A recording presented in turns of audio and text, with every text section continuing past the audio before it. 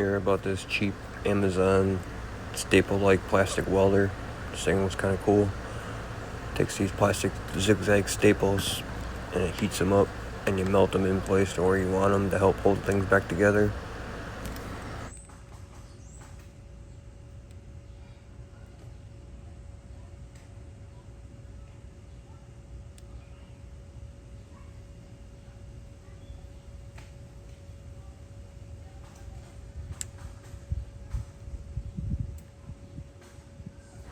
Once you get it melted in place where you want it, let the trigger go, let it cool off for a few seconds, and then pull it off. You'll have the thing sticking out a little bit, but once everything's all cooled off and everything's where you want it, you trim them down, sand them down with a little sander, and you get it nice and smooth. On this headlight housing, I had to install, 3 or 4 of these in quite a few different spots to help fix this tab.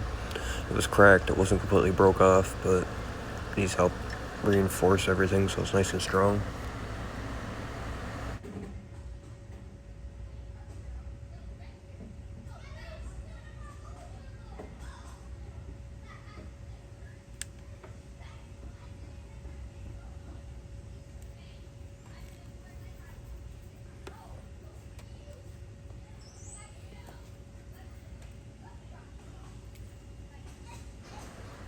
This is a different version of the zigzag. It's a little bit narrower.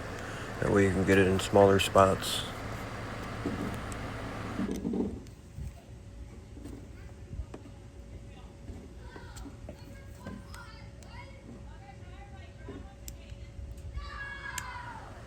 place I thought I was about to use this wouldn't work, so forget that idea.